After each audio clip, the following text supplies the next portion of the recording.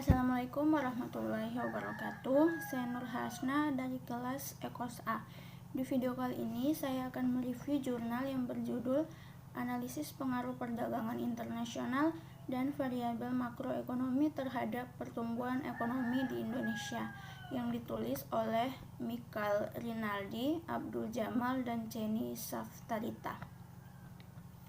Latar belakang dari penelitian ini adalah perdagangan internasional sangat mempengaruhi pertumbuhan dan perkembangan ekonomi suatu negara karena saling bersaing di dalam pasar internasional. Salah satu keuntungan perdagangan internasional adalah memungkinkan suatu negara untuk berspesialisasi dalam menghasilkan barang dan jasa yang murah. Di samping itu, manfaat nyata dari perdagangan internasional dapat berupa kenaikan pendapatan negara, cadangan devisa, transaksi modal, dan luasnya kesempatan kerja. Tujuan dari penelitian ini adalah untuk menganalisis pengaruh perdagangan internasional variabel yang terdiri dari transaksi berjalan, nilai tukar, dan variabel makroekonomi yang terdiri dari investasi dan lapangan kerja untuk ekonomi Indonesia.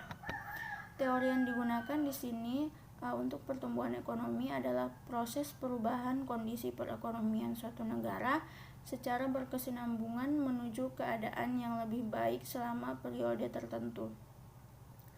Neraca transaksi berjalan merupakan salah satu indikator penting dalam menunjukkan performance makroekonomi suatu negara dari sisi eksternal yang merupakan cerminan dari perekonomian internal seperti ekspor dan impor di sektor real, serta penerimaan dan pengeluaran di sektor fiskal.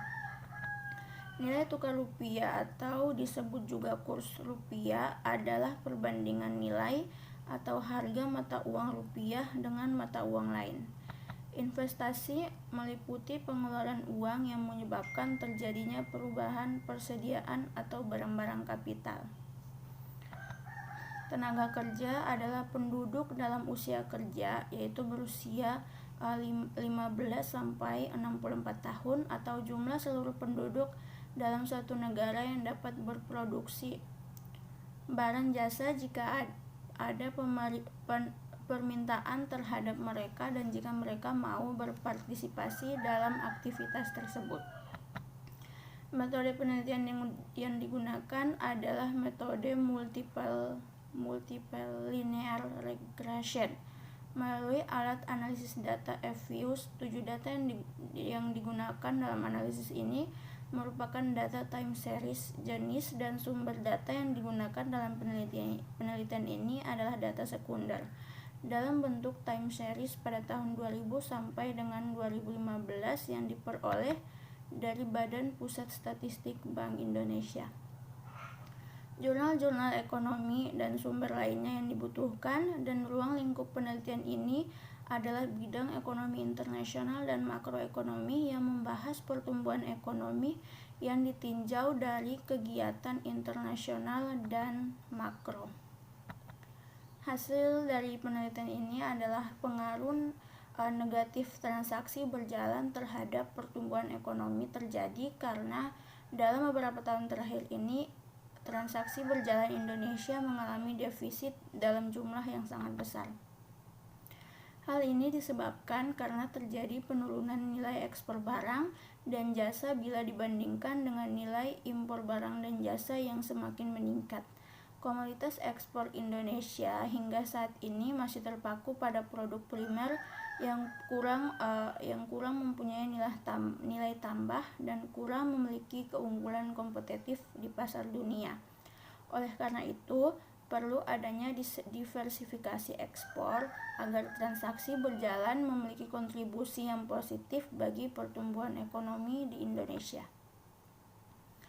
Dalam penelitian ini, penulis menemukan bahwa investasi di Indonesia, baik itu PMA atau PMDN, dalam kurun waktu 2000 sampai 2015 memiliki kontribusi yang tidak terlalu besar terhadap PDB, sehingga berdampak kepada kecilnya pengaruh yang diberikan investasi terhadap perubahan PDB.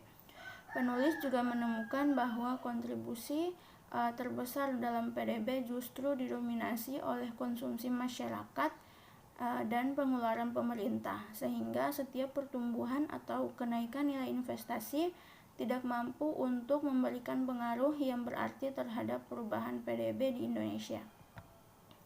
Kesimpulan dan saran dari hasil penelitian ini menunjukkan bahwa tenaga kerja berpengaruh positif dan signifikan terhadap pertumbuhan ekonomi Indonesia.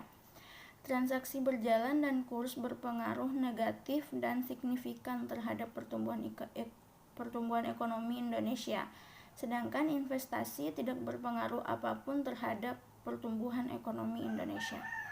Pertumbuhan ekonomi Indonesia dapat dijelaskan oleh variabel transaksi berjalan, kurs, investasi, dan tenaga kerja sebesar 92,9%, sedangkan sisanya 7,1% dipengaruhi oleh faktor-faktor lain di luar penelitian ini. Sarannya untuk pemerintah sebagai pengambil kebijakan dalam kegiatan ekonomi Indonesia diharapkan untuk dapat menstabilkan nilai rupiah, karena nilai tukar rupiah sangat berpengaruh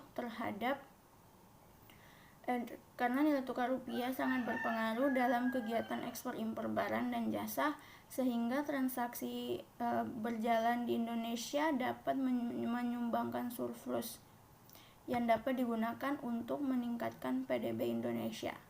Pemerintah diharapkan dapat membuat perencanaan pengembangan investasi dan sektor-sektor yang produktif dan dapat membuka lapangan pekerjaan bagi tenaga kerja, sehingga hasil dari investasi dapat meningkatkan PDB Indonesia. Dalam hal ini, tenaga kerja pemerintah dapat membuka lapangan usaha baru, sehingga tenaga kerja dapat terserap dengan baik. Sekian video dari saya, kurang lebihnya mohon maaf. Wassalamualaikum warahmatullahi wabarakatuh.